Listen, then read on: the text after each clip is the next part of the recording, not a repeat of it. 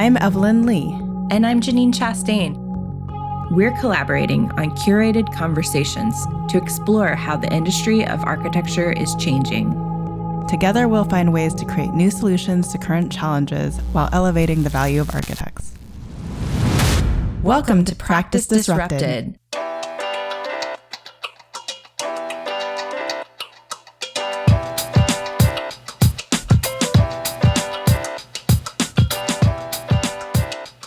Hello, listeners. Hello, Janine. Hi, Evelyn. Hi, Disruptors. This week, we're excited to welcome Jenna Knudsen, Managing Principal of Co-Architects, onto the show. Co-Architects is another case study firm that we're excited to feature as they're known for their perpetual focus on innovation and continual improvement in their practice.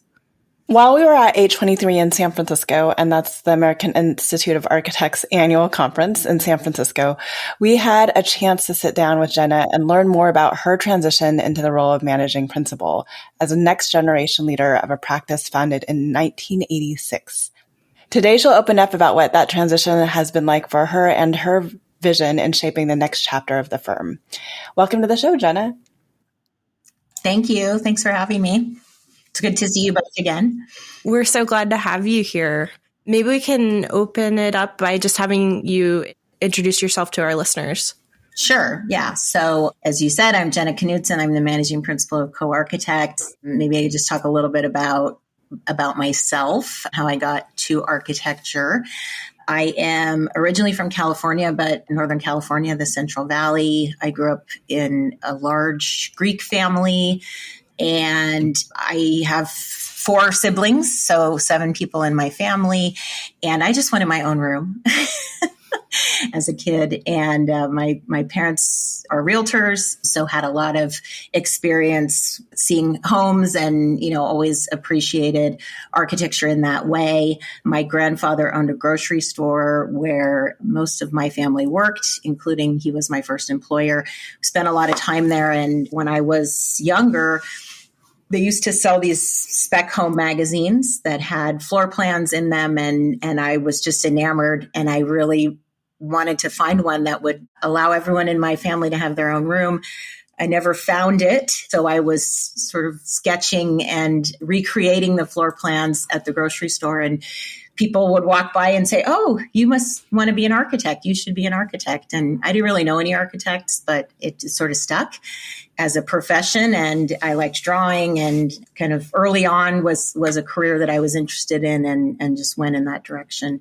I moved to Los Angeles in the early 90s. I went to University of Southern California, studied architecture, and then joined Co-Architects after graduation. We were Anshin & Allen, Los Angeles at the time, but this was the first place I worked. I was here for 3 years and then decided to pursue a master's. I moved to New York.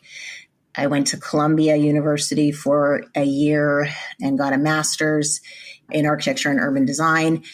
I stayed in New York and worked for a couple of years for Raphael Vignoli, and then I came back to Los Angeles and back to Co-Architects, and that was 19 years ago. There are a couple of reasons I was really interested in having you on the show. First of all, Evelyn and I both spent a lot of time in California. She's still there, and we know about Co-Architects, and we know what a cool firm that is. So we're interested to definitely understand the business model and the cultural elements of the firm that make it so special, but also your transition into the managing principal role and your trajectory to find your way from starting off early in your career working at this firm, but all the way into working on large, I believe, healthcare projects, into now being responsible for the managing principal role of this very large, growing California-based firm. That's an interesting story that we want to dive further into. Yeah, I look forward to it. So obviously we know a lot about Co-Architects, but for those who don't know, and our listeners are global and international, why don't you give us your elevator pitch on Co? Sure. So as I mentioned, we started as a regional office of Anshin & Allen. That was in 1986, and then became an autonomous practice in 1996. So that was sort of just before I joined. We are based in Los Angeles. We do have a small San Diego office that we opened about 5 years ago. From those offices, we work all over the country. I guess a little bit of international work as well, but mostly a national practice. We are about 160 people now. I've grown quite a bit over the last couple of years. The name Co is the prefix co, so which means together, jointly. When we renamed the firm, it made no sense to name it after any people, any specific partners, and really wanted the name to evoke, what we believe to be a practice of into perpetuity, and one where, we produce our work together. And that's internal, but also I think how we view our external partners, in our clients, in our builder partners, in our, design consultants. The work we do is largely for mission-driven clients, and healthcare came up. So yes, healthcare, higher education, and that's sort of science and technology, health sciences, education buildings, life sciences, K through 12. So really pretty, not always large, but sometimes very large, almost always complex, programmatically driven projects and buildings types where the occupants are often doing very serious work and could be spending, 24 hours a day, 365 days a year in the buildings. Yeah, looking at a lot of your projects, I think what definitely stands out to me, several of them are very complex, large projects, but quite elegant solutions. And I feel like I've known you all through the education lens of your practice mostly. I wanted to talk, I'm very curious, like behind the scenes of what makes Co unique, working inside of the practice, what the culture's like. How would you describe what makes you so excited to be there? Sure. So I mentioned this idea of a practice into perpetuity, and I think that is a term that sort of encompasses a lot of what Co is about. At its core, it really means that the current partners are really the caretakers of the firm. And so, it is a firm that will last beyond any individual, any group of partners. And the goal is to, to continue to care for this practice for the next generation. So I think if you think of your practice in that way, then you have to think about a decision-making process that considers, a future generation of leaders, that we're always thinking about transition, that all of us are responsible for mentorship and knowledge transfer and creating opportunities. And we have a lot of programs, initiatives, most of which are grassroots. Somebody had an idea for something, a mentorship program. We have something called Co University. And so that's a annual class of about a dozen people, usually are promoted associates, who are going through a series of courses that are taught by the principals and associate principals, not just about the firm, but also sort of about the profession and, looking inward, but also looking outward. We have coincides, which are presentations that individuals will give over lunch about anything. Anybody at any level can give a presentation about something they've learned on a project, something they're doing, technology, a business practice, anything like that. We have a newer program, a fairly new employee, after we returned to the office physically in a hybrid fashion after the pandemic allowed us to, and we moved to a new office, which was very exciting. She felt like, I think there's a need here to share a little bit more on some of the fundamentals of architecture, dimensioning, for example, or why are specs important? And so she developed a whole program called Co Fundamentals. I think you're seeing that everything has Co in it. And that was taught by actually kind of our next generation of leaders. So the senior associates and the associates, intended for an audience of somebody just coming into the profession, but open to everyone. So I think the culture is really about this idea of continual improvement, continually learning, and really thinking about growing everyone in the practice. And if you're a firm, a kind of practice into perpetuity, then you also have to embrace change.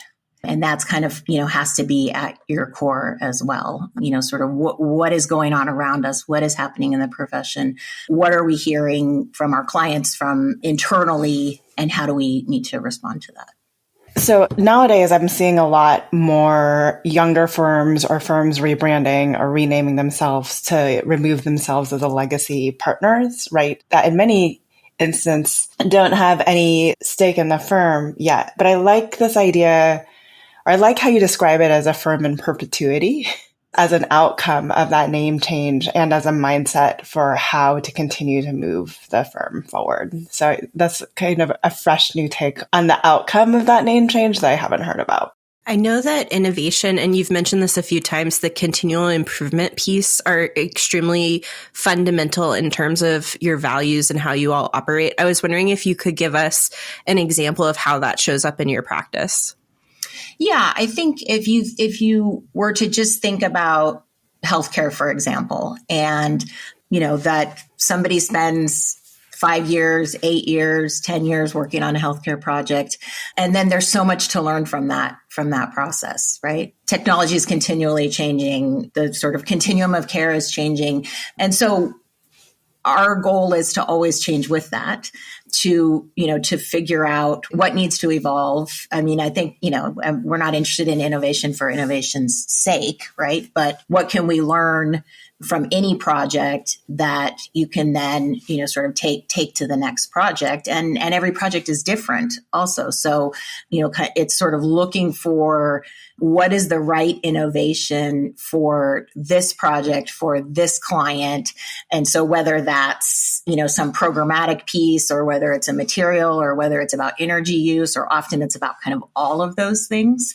But, how do you keep moving forward? How do you continually improve and upon what you've done? And that's not to say what you've done is not great, right? But it's sort of like, how do we just continually move forward? And so while we have sort of very specific project types that we do, we're not organized as a studio or as studios. We are a studio. We are not organized in studios. That's kind of unique. You'll often see, that a practice of our size or doing the types of projects we do has a healthcare studio and a higher ed studio. And we feel that also this idea of innovating is bringing in fresh perspectives and ideas. So somebody who, just finished a medical education building can now work on a hospital and, and bring some of those ideas to it. So we're not, that also has a kind of inherent way of continually asking and questioning, why are we doing this? What is there another way? So great to hear about innovation and this unique non-studio model that you have. But rarely ever do we see so many individuals that have spent such a long tenure at a singular firm. So what makes Co unique? And then a follow-up question would be, how has Co allowed you to grow in your own career as you've progressed there too? So I feel that I have had many opportunities and been given many opportunities to do lots of different things and to drive the projects and to drive the practice. And so it's never felt like I haven't continued to grow, continued to have opportunities, continued to make co-architects a place that I have had influence. And I think that's really important because I think that is what most people want, right? The ability to influence projects or the business or the practice and feel like, what they bring to the table, whether that's, an initiative that they think, would help the practice or an idea on a project, that those things are considered and there's an environment that supports that. So when I came back to the practice in 2004, we were starting a very large hospital project, one Palomar that had sort of all this, the promise of incorporating evidence-based design into the project. And so I was really excited about that because I had worked on healthcare before, and this felt like a great new opportunity to continually improve on the project type. And it was the infancy of building information modeling in architecture.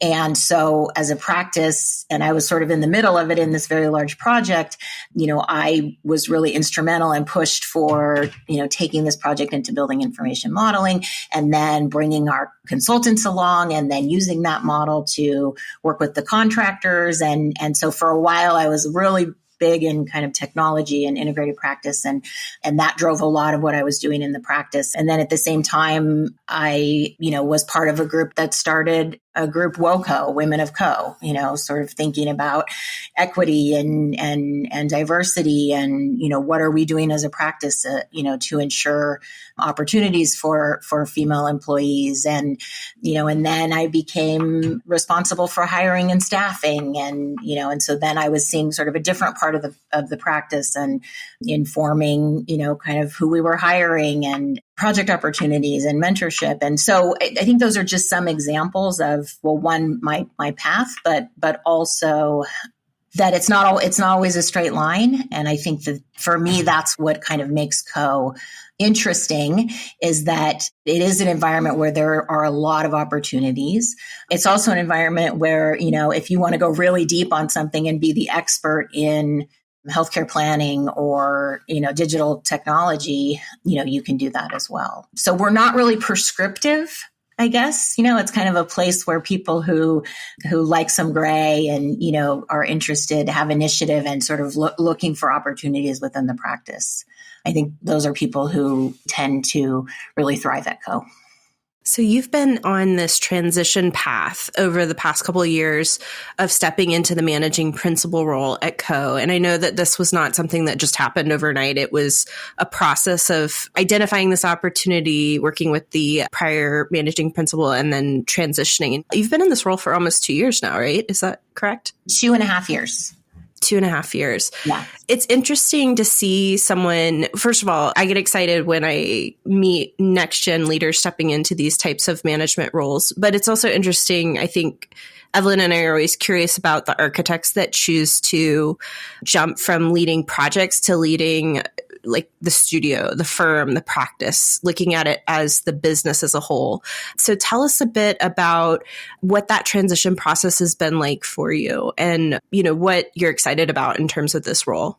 Sure. So, I think some of the things I already talked about, maybe tell you what I've been interested in, which is to understand more about the business of architecture. I think that's something that I have found interesting kind of all along. And so, whether that was initiatives or that was, leading, staffing and hiring.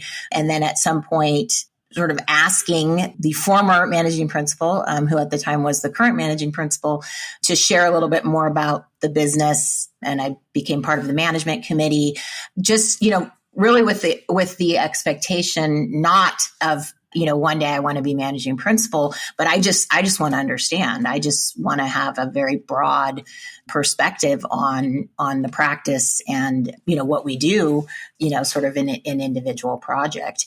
So it was probably a curiosity and an exploration that I was interested in that sort of took me on that journey.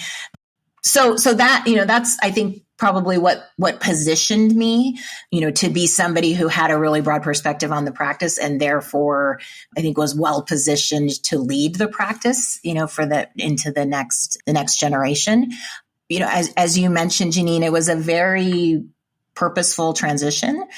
I feel very thankful and appreciative that I worked closely with just the former managing principal, but the other partners to as much as I, could sort of understand what was the role, right? What was I going to be stepping into?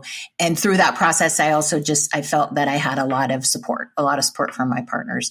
And so with that, we did make the transition kind of during the pandemic when we were entirely remote. As you said, it was a purposeful transition. The former managing principal is still in the practice. So I've had the opportunity to kind of transition with him. He's moving into a different role, more focused on projects. And so that's been helpful to have him here and his guidance. And at the same time, for me to step into the role and see how will I lead differently? What is my style, but also the world is changing so quickly. There's so much complexity, so much facing, us in the last couple of years, so much exponential change that it requires, kind of thinking differently. And so I'm excited about that. I'm excited about, leading the practice. We've grown. I think there's a lot of opportunity, continues to be a lot of opportunity for great projects for us to do. Nationally, we have excellent people, a great people who work here. And it was nice after a year of leading remotely to be able to come into our new office and have the ability to physically be together, for me to see and meet and be able to spend more time with the people who've joined the practice. I think, that's been really great. We have a new office space in San Diego. So that has been something that I've been focused on. So, I think those are kind of some of the specific things. So when we were prepping for this call way back when, you had an interesting story, and you mentioned earlier, that you had been part of starting a lot of women's groups in AIA LA, as well as Jedi initiatives.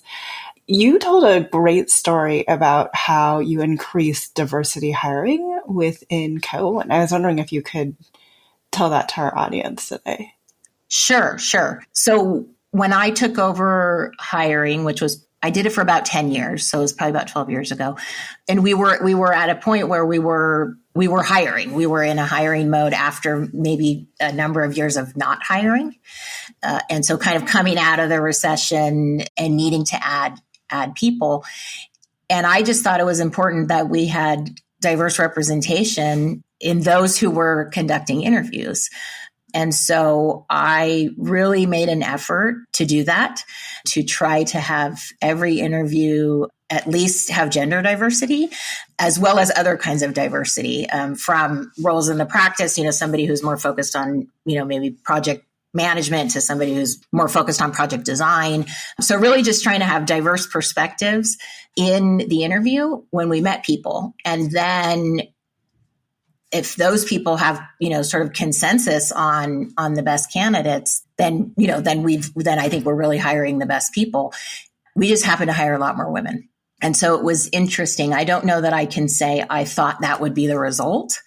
I just thought we need to be diverse, so that we have diverse people in our practice, which we value, sort of different perspectives, giving those perspectives on candidates. And I think what we also found was just that we hired more women. We still believed we were hiring the best candidates. And so, I think that is very important.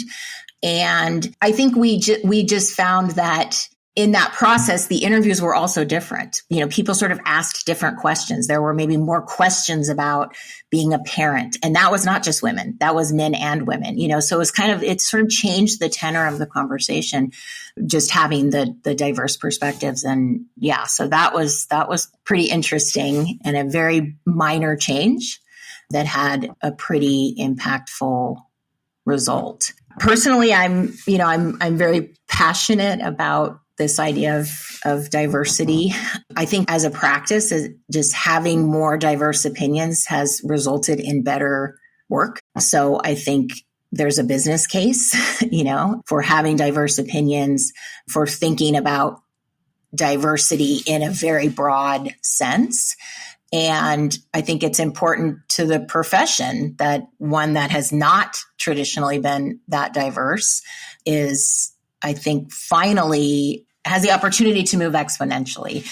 And I was involved in and continue to be involved in the AIA Los Angeles Women in Architecture Committee. We held, sort of programmed and put on with the chapter an annual conference, Powerful, which continues to be sort of very popular and important venue to highlight the voices of women and the kind of content that women architects feel is important to put forth. And within co-architects and kind of externally on some boards that I'm on, also really just trying to think about the diversity of the pipeline. So we have a high school discovery program that we do at Co-Architects that started with a girls' high school and has now expanded to some, STEM programs in Los Angeles. And we work with SoCal Noma on their summer camp. And so just a number of programs at kind of all different levels, really trying to go deeper into the pipeline and expose architecture to as many groups as we can, those who often would not have known of architecture as a profession, to continue to sort of fortify the pipeline and continue to diversify the profession. Actually, you raising those comments reminded me that when we were at Entree Architect, there was a speaker that was talking about some of the internal consulting work that she had been doing with co-architects on equity, diversity, and inclusion. And it sounds like that you all have created some internal operational systems around how you're thinking about implementing equity, diversity, and inclusion into your practice. Yeah, some of it is a group, of people, kind of coming together and saying, this is something we need to be talking about. And so, there is a JEDI group. We had the kind of WOCO, right? And then we had these sort of programs with SoCal Noma. But in 2020, after the death of George Floyd, there was a kind of much more formalized group, around JEDI.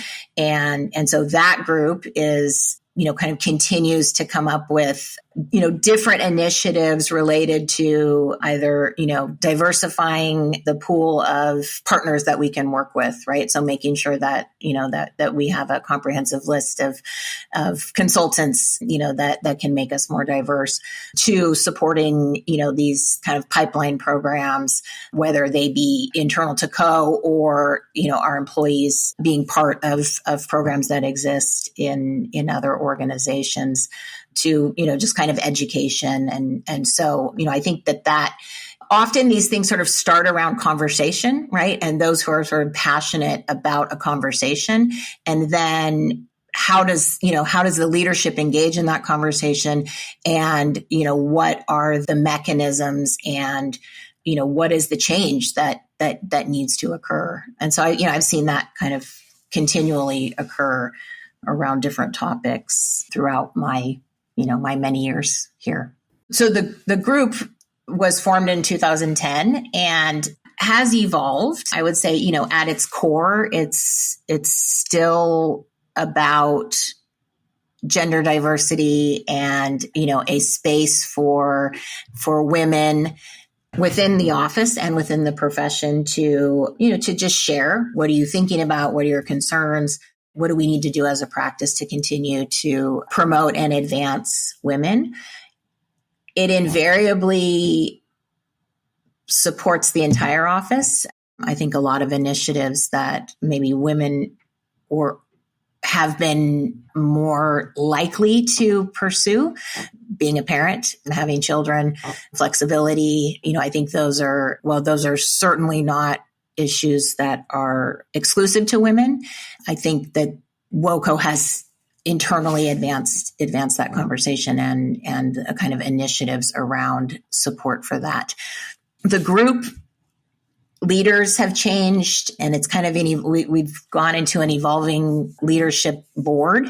And so there's a couple of people at kind of different levels that I work with, and we really continue to ask, do we still need this group? Is it important? Is it serving its purpose? And the answer typically comes back yes, but here's what we want to focus on. And so that has evolved over time. There's always a conversation about sort of programs that are maybe more specific to women. So sometimes we'll have, a lunch conversation or a mentorship group that is kind of more specific to just the women. But I would say over the last couple of years, it's really been more about involving the entire office, being inclusive, but still allowing a group of women to kind of be the voices that are thinking about what are the topics. And so this year, there's a couple of people who are looking at different ways to engage the office in conversations that are led by women, but that would be interesting to everyone. So we just had some small group lunches. We've also gotten so large. There's so many women that, it used to be 10 people and then it was 25 people. And so you might as well just say it's the whole office, conversation about inspiration. So we had these small group lunches and just talked about inspiration and everyone was invited. So the topics are not necessarily, this is something that, only women care about, but finding opportunities for women to lead conversations. We had two women who wanted to talk about being in construction administration and being on a job site and what was their experience. And so I think the topics are very numerous. What I think is interesting about the timing of your transition into this new role is that it was right during the pandemic. So you obviously have been having to grapple with the process of leading during a very pivotal moment of change. There have been so many layers of change in the last couple of years. So I wanted to talk about how that has challenged you as a leader, what you have maybe learned about yourself in growing into this role in that capacity, and your standpoint in how you're prioritizing some of these additional opportunities for change. Sure. So yes, it has been an interesting time for the profession, for the world, really, right? So much change occurring. I'm going to go back again. I think when I think about sort of moving forward and making decisions, I think it really has to be grounded in, what are our values at Co-Architects? What's our culture? What do we care about? And I think that always helps maybe expose the answers, right? And not get sort of caught up in the complexity of really sort of, everything that's happening. So, if I think about where we're going, how we're navigating, kind of a return to office and hybrid and remote and kind of all of that, I think it kind of again goes to this, okay, we're a practice in perpetuity. What does that look like right now, right? What do we care about? With, together, jointly, right? So how do we make sure that, we can lean in on collaboration, on mentorship, on innovation? What is allowing that to happen and what is, potentially standing in the way? Are we creating diverse opportunities, for everyone at every level? In our retreat this year, in our partners retreat, we kind of came out of it with some work groups. And this was actually from the retreat, but also we did an employee engagement survey. And so one of the, kind of things that came out of this was about advancement. And yes, that's promotion and title, but really, I think what that group has found is it's really a lot about all those little opportunities for advancement and how do people, feel like they're continuing to advance in their careers. And so there's a group that's sort of looking at that and kind of breaking that down and seeing, are there things we need to implement in order to make that more purposeful. It's kind of balancing this idea that we are individuals, that we're an office of individuals that are very different, have different experiences, different needs, different goals, but then yet we are a collective, right? And so how do we kind of, I always struggle with the word balance because it feels like a teeter-totter, but, how do we find the kind of right mix or, the kind of melding of individuals and addressing kind of the, very specific needs of individuals with, an office and the need to, to be together, to work together, to, to produce work together, and then embracing change. And there's a lot of uncertainty with that. So that's something that I am myself getting used to, sort of being okay with the uncertainty, which is a big part of the role. I'm trying to dig a little bit deeper here and understand a lot of the outcomes of what you are telling us about. So, in looking at how you worked at the firm pre-pandemic and navigating everything and all the choices that people have to make now with return to office and hybrid work, what are some of the more unique or some of the more interesting outcomes of how you work now that you might be a little bit surprised about that is different from how you worked before? I mean, I think just in general, before we were pretty much all physically together. We had flexibility in terms of, some people had a schedule or maybe they worked from home on Friday but we were kind of 5 days together, in the office, everybody in the office. Then obviously we went to, 5 days, nobody in the office. And so, now we are, I think, in a position where there's a lot more hybridity. We're in the office 3 days. We have people who have left Los Angeles and are somewhere else. And so figuring that out, trying to figure out how can we be inclusive of individuals who are not physically here and have opportunity, but then, make them feel that they are still a part of Co-Architects. And so, I think that there's sort of those layers that we have a much larger office in San Diego now. It's not large, but it was 3 people in 2020 and now it's 12 people. And so, now there is a physical presence there, a group of people. And so, I think sort of figuring out the evolution from, kind of single office in Los Angeles where everyone is sitting together and collaborating to something that looks very different, but still needs to be, just as collaborative.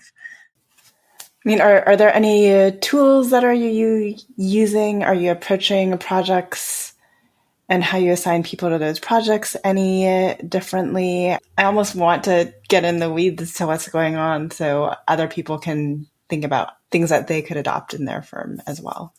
Yeah, one of the tools that we found very useful sort of right at the beginning of going fully remote during COVID is Miro, which is a kind of virtual pinup board. And that has continued to be a very robust tool. So even sort of physically back in the office, and I'm seeing Miro being used, projects for sure, building projects to, for the teams to collaborate. So, I mean, maybe for those who don't know, it's a whiteboard where you can basically put images, you can make notes, you can, sort of mark it up, you can present, so it's a great tool for collaborating, shredding in a virtual environment. But I think what we found is it just becomes like a great repository for the project. And so people are using it in lots of different ways, either to kind of organize their thoughts or to brainstorm something or, so all of these like initiatives, all these groups, everybody has a Miro board. And I think it becomes an opportunity to, to kind of throw stuff up on a board, mark it up, ask questions, kind of put it away for a little while, come back to it. So that's, I think, been a very useful virtual tool. I mean, as a practice, we have long embraced technology. I think in the, like at the beginning of the practice, the kind of first managing principal said, we're doing CAD well before, we're not hand drawing anymore. We're going to CAD, that's the future, kind of well before most practices were doing that. So, that kind of set a stage, and I talked a little bit about BIM and kind of being an early adopter of BIM. We have a digital technology group of a couple of individuals, and they're kind of constantly looking at tools. Sometimes it's usually project related, a kind of tool that we need for a project, but sometimes they're developing those, sometimes it's sort of looking at what's out in the industry.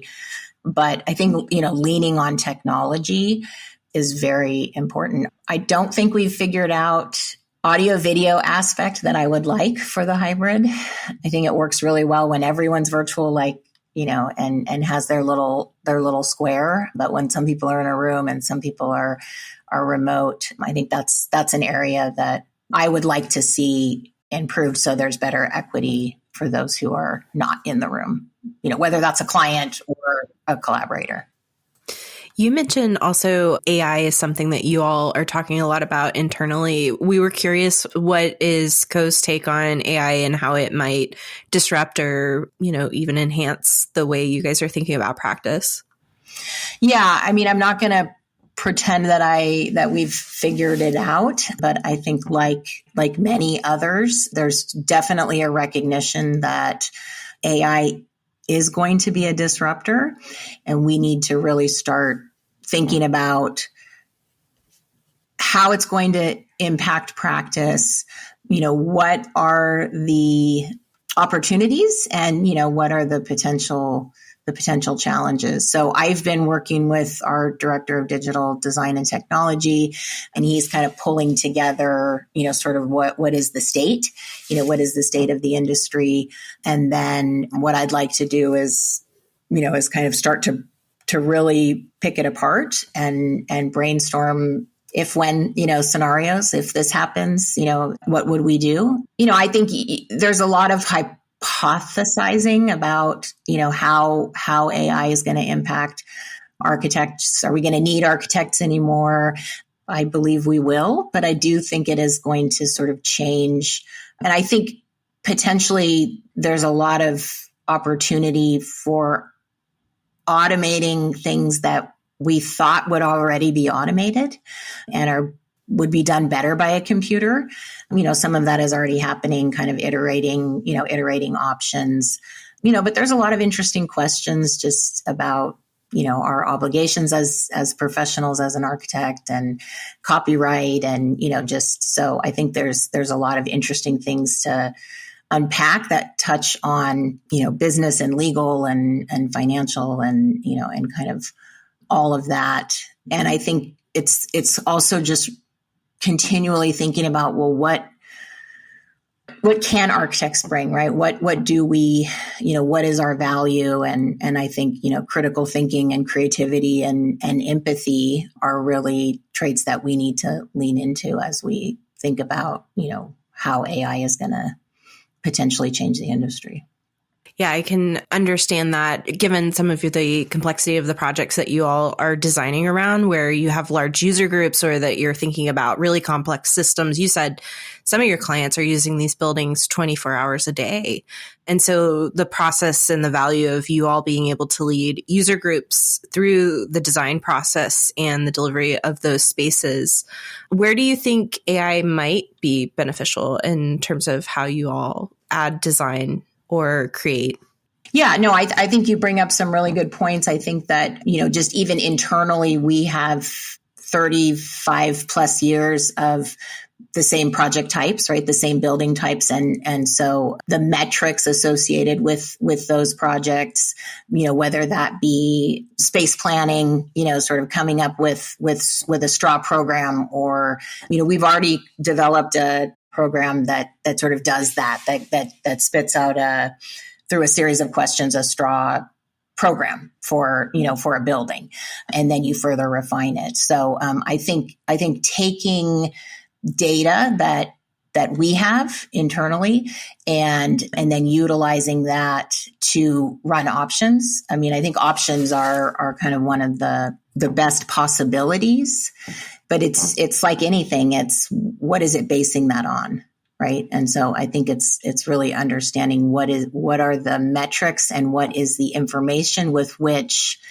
the data is being developed. I mean, I think facades is another area, and kind of building performance that is already probably one of the kind of earlier areas where I think computational design and AI. But yeah, being able to sit in a meeting with the user and sort of run through scenarios live, like, okay, the plan does this, the plan does that, in a kind of simple way would be amazing. I think it's been great to hear about the evolution of co-architects and your career trajectory through that evolution. AI aside, what do you see as the next iteration of practice, and how are you looking forward to leading that team into the future? So I think that the future of practice is more diverse.